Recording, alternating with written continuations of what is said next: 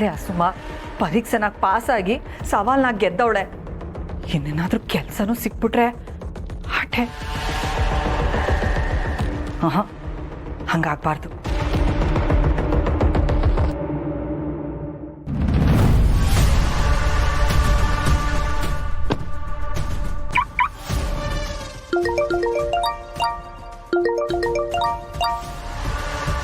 ಹೇಳಿ ರಾಜೇಶ್ವರಿ ಅವರೇ.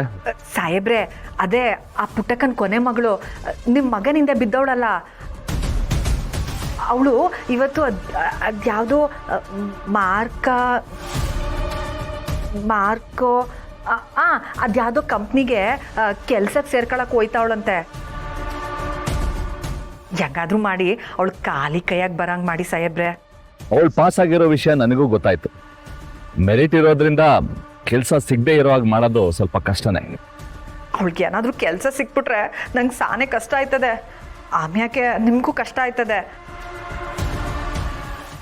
ನಾನು ಯೋನ್ ಮನ್ಸ್ನಾಗ ಇಟ್ಕೊಂಡು ಹೇಳ್ತೀನಿ ಅಂತ ನಿಮ್ಗೆ ಗೊತ್ತಾಯ್ತಿದೆ ಅಲ್ವಾ? ಎಲ್ಲ ಗೊತ್ತು.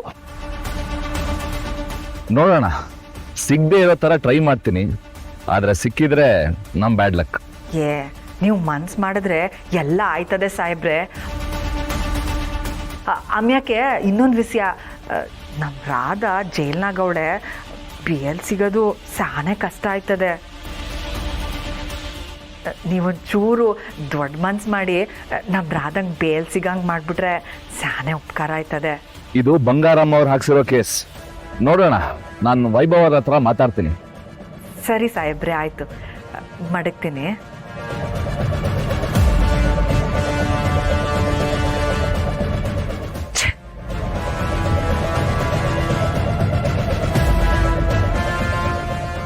ಒಂದು ಕಡೆ ಸುಮ, ಇನ್ನೊಂದು ಕಡೆ ರಾಧಾ. ಯೋನ್ ಮಾಡಲಿ ಅಂತಾನೆ ಅರ್ಥ ಆಗ್ತಿಲ್ಲ.